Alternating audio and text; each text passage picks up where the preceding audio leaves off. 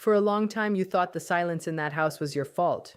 You thought if you had been softer, smarter, more patient, more understanding, the distance between you two would have closed instead of grown. Tonight, we are going to take that weight off your shoulders and put it exactly where it belongs. This is the story of what actually happens to a person who spends their whole life needing other people to hold them together, and what happens to you once you stop being the one holding them. At first, nothing seems to change. From the outside, it may even look as though they have moved on effortlessly. They post more often, become unusually busy, surround themselves with new people, or throw themselves into work, dating, social events, or personal achievements. To anyone watching from a distance, it appears as though your absence barely registered. It can leave you wondering whether the relationship meant anything at all. But appearances can be deeply misleading. People who rely heavily on external validation often respond to emotional loss by replacing the source of validation before they process the loss itself. Instead of sitting with grief, uncertainty, or loneliness, they instinctively search for something or someone that can quiet those uncomfortable feelings. The goal is not always conscious manipulation. Often, it is psychological survival. The mind is trying to escape emotional discomfort as quickly as possible. Think of someone trying to keep a spinning plate balanced on a stick. As long as they keep giving it little pushes, the plate stays upright. The moment they stop, gravity begins to take over. Rather than learning how to build a stronger foundation, they simply look for another plate to spin, another distraction to keep everything moving. That is why the first stage after you step away often looks surprisingly calm. The emotional consequences have not disappeared. They have simply been postponed. Distractions can delay emotional reality, but they cannot erase it forever. Eventually, there are quiet moments. The drive home after everyone else has left. The empty room at night. The weekends with fewer messages than expected. The holidays that feel strangely incomplete. The moments when applause fades, conversations end, and the distractions become silent. It is often during these ordinary moments that unresolved emotions begin to surface. This does not necessarily mean they suddenly become overwhelmed with love or remorse. Human psychology is rarely that simple. Instead, they may become increasingly aware that something familiar is missing. Not just a person, but a source of emotional regulation they had quietly depended upon. Many people assume they miss you because they finally understand your value. Sometimes that happens, sometimes it doesn't. Often what they notice first is the absence of stability your presence quietly provided. You remembered important dates. You listened when life became difficult. You reassured them after disappointments. You absorbed conflicts. You celebrated their successes. You remained emotionally available even when your own needs went unmet. Those acts may have seemed ordinary while they were happening. Only after they disappeared does their significance become obvious. People rarely notice the strength of a bridge while they are crossing it every day. They notice when it is no longer there. This is why reaching out after a breakup or period of distance can be so confusing. A message does not automatically mean profound self-awareness has taken place. Sometimes it reflects genuine reflection and accountability. Other times it reflects discomfort, loneliness, curiosity, or a desire to restore a familiar emotional pattern. The motivation matters. Has the person developed greater emotional responsibility? Have they acknowledged their own contribution to the problems? Have their actions changed consistently over time? Or are they simply trying to recreate the comfort they once received? These questions deserve careful attention, because missing support is not the same as becoming capable of healthy love. Meanwhile, something else is happening. Not to them. To you. At first, the silence may feel unbearable. Your routines feel unfamiliar. Your mind keeps reaching for explanations. You replay conversations.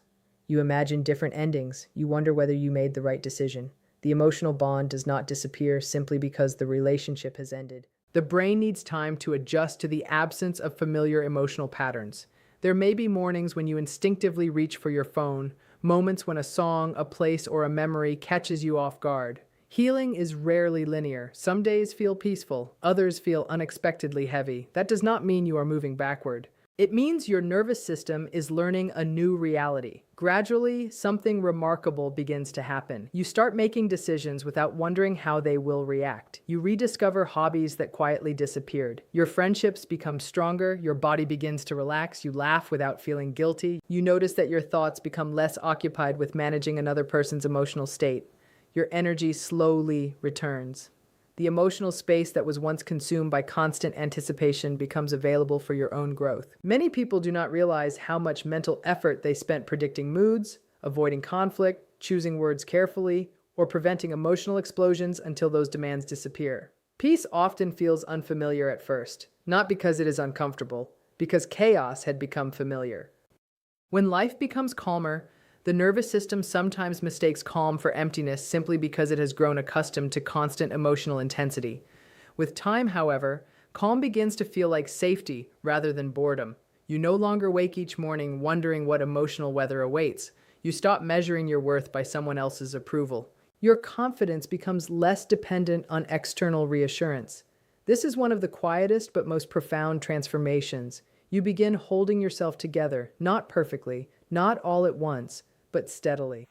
Instead of searching for someone else to tell you who you are, you slowly build that understanding from within. Your values become clearer, your boundaries become stronger, your decisions become less influenced by fear of abandonment and more guided by self-respect. You discover that emotional security is not something another person can permanently give you. It is something you gradually cultivate through experience, reflection, and consistency. Ironically, this inner stability often changes the way others respond to you. People notice when someone no longer seeks constant approval. They notice the difference between confidence rooted in appearance and confidence rooted in emotional maturity.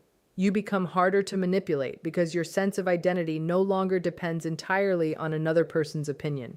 That does not mean life becomes free from disappointment. Every relationship involves misunderstanding, conflict, and moments of uncertainty.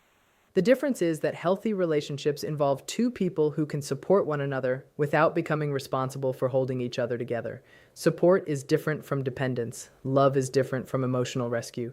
Connection is different from losing yourself in another person's needs. Perhaps that is the greatest lesson hidden inside this story. When you spend years holding someone together, it becomes easy to forget that you also deserve to be held with the same care, consistency, and respect. Real love does not require one person to carry the emotional weight of two lives. It invites both people to stand on their own feet while choosing to walk side by side.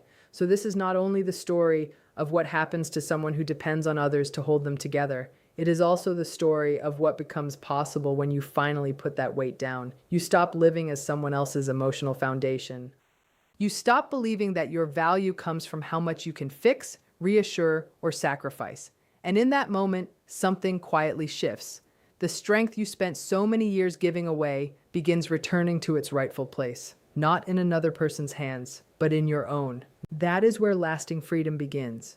Not with another person's realization, apology, or return, but with your decision to reclaim the parts of yourself that were slowly handed over in the hope of keeping someone else emotionally whole. When you no longer carry a responsibility that was never truly yours, you create space for healthier relationships, deeper peace, and a life built on mutual respect instead of emotional dependence.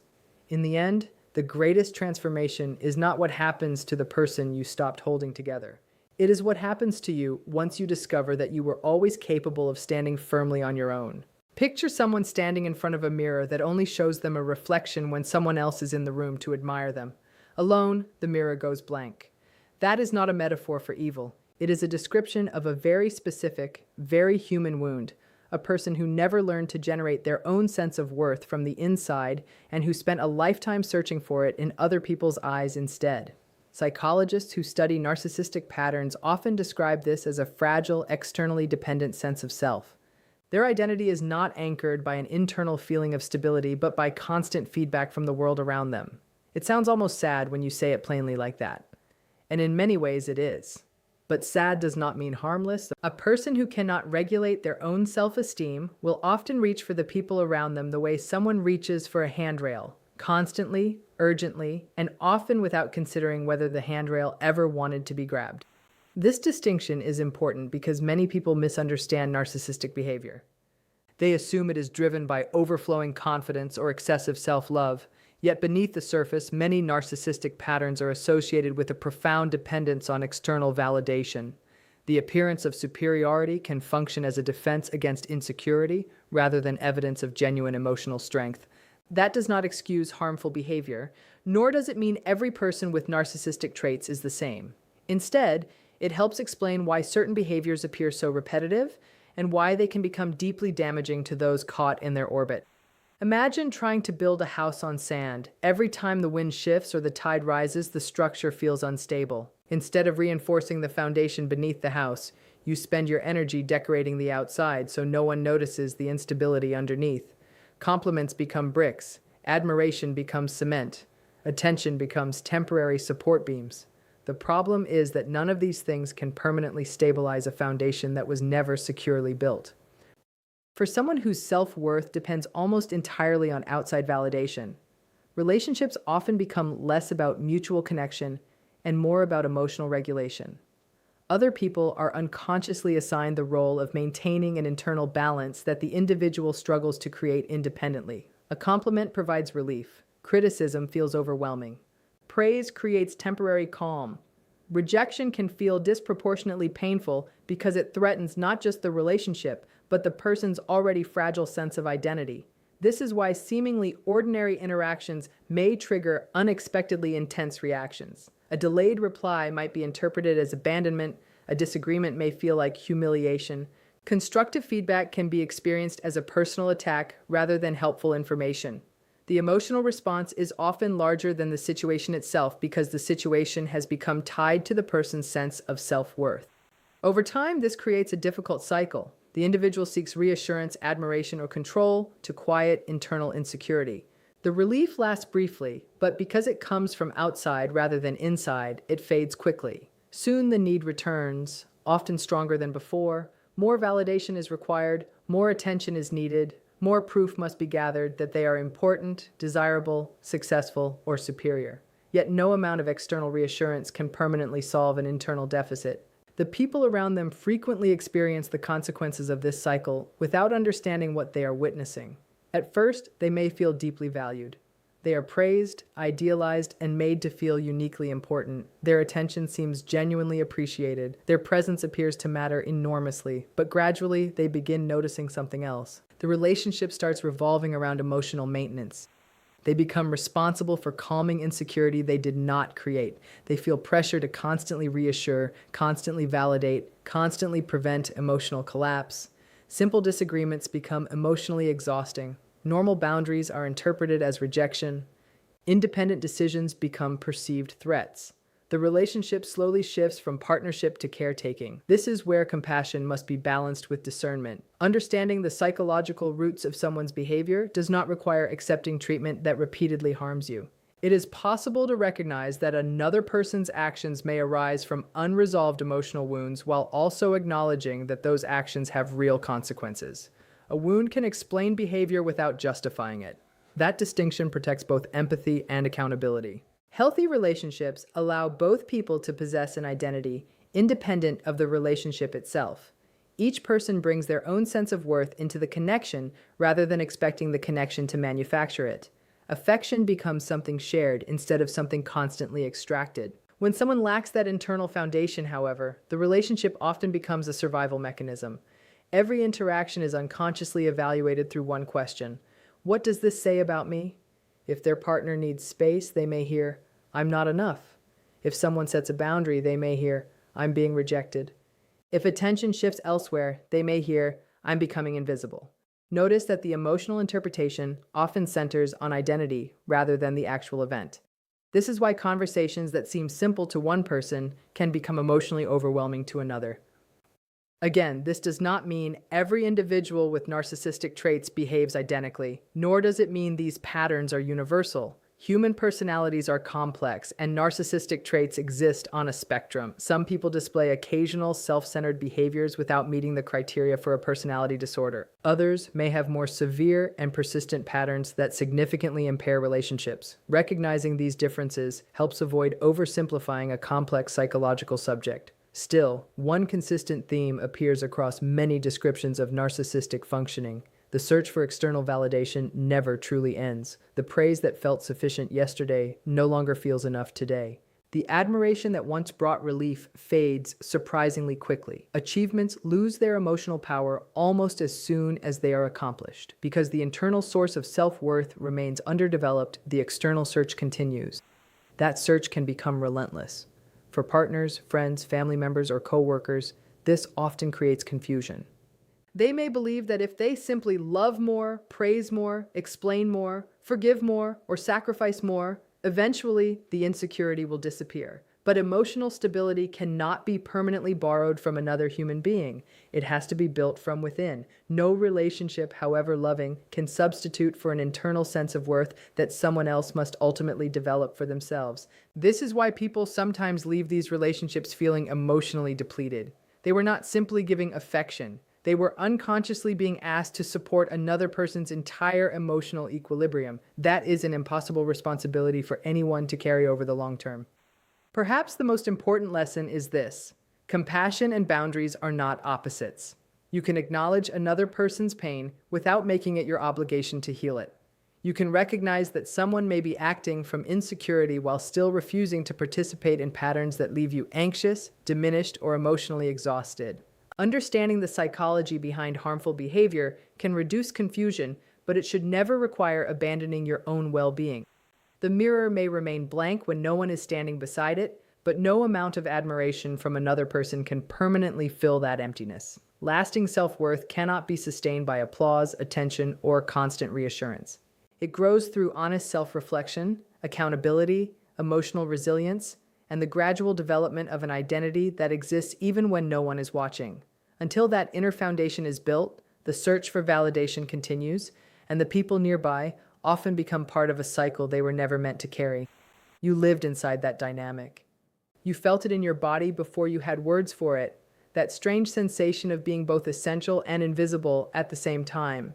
Essential because your attention, your admiration, your forgiveness were the fuel that kept the relationship running. Invisible because none of it was ever really about you. It was about what you could reflect back. The questions about your day were often a setup for a story about theirs. The affection came in waves that matched their mood, not yours. You started organizing your whole nervous system around anticipating what version of them you were going to get tonight. Here is the thing nobody tells you early enough. That exhausting, confusing dynamic is not a sign that you are hard to love. It is a sign that you were in a relationship with someone whose capacity for genuine intimacy had been blocked, usually a long time before you ever met them. Something happened in their early life, a childhood where love was conditional, where attention had to be earned through performance, where vulnerability was punished instead of comforted. Children adapt to survive. Some children build a hard shell and call it confidence. Underneath that shell, there is very often a frightened kid who never got to feel safe just being ordinary, imperfect, and loved anyway. That does not excuse the harm they caused you. It explains it. Those are two very different things, and you're allowed to hold both. What made it so disorienting wasn't cruelty in the obvious sense. It was the switching.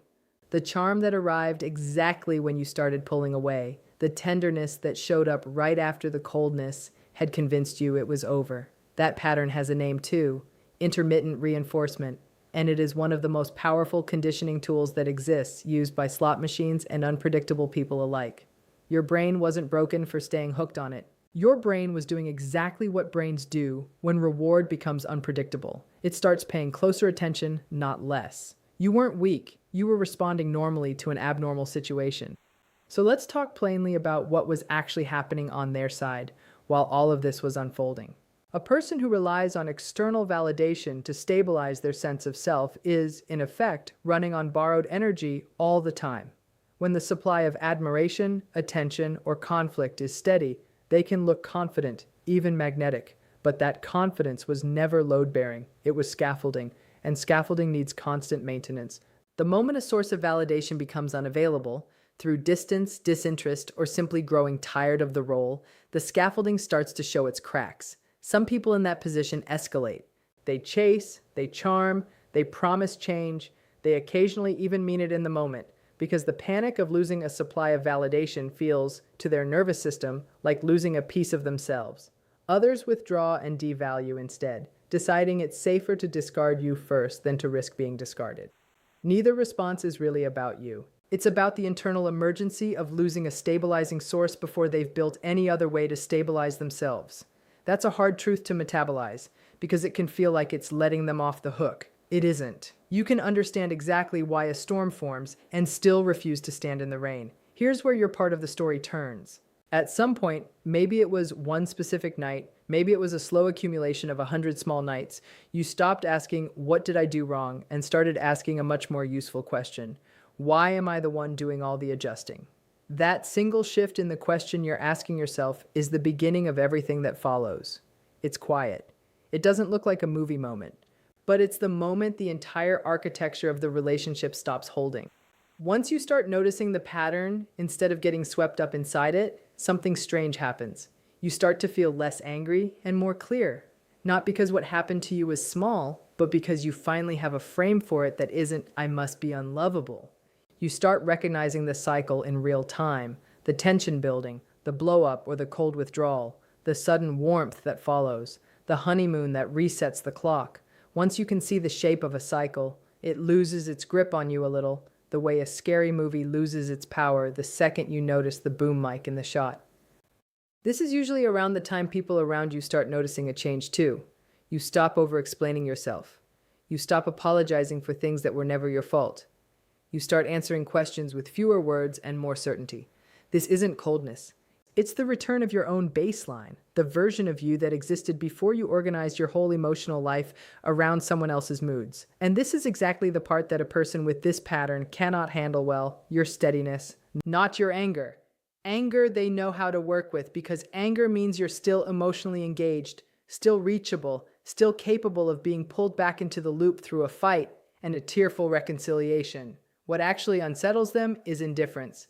Genuine, low-key, unbothered indifference. Because indifference means the supply line is gone, and there's no version of charm or crisis that reopens a line that's simply been closed. So you'll likely see an escalation before things quiet down. Maybe there's a sudden reappearance, a message out of nowhere, a display of vulnerability that seems to come from nowhere too. Maybe there's an attempt to rewrite the story of what happened between you, told to mutual friends or family in a version where the roles are reversed. This is not proof that you were wrong about them. It's a fairly predictable response from someone who has just lost a major source of stability and is trying every tool they know to get it back, including sometimes trying to make themselves the injured party.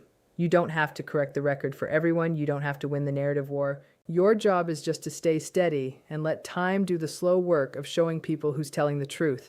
What you're building during this period, whether you realize it or not, is something much more durable than a comeback story. You're rebuilding your own internal sense of worth. The kind that doesn't fluctuate based on whether someone else approves of you tonight.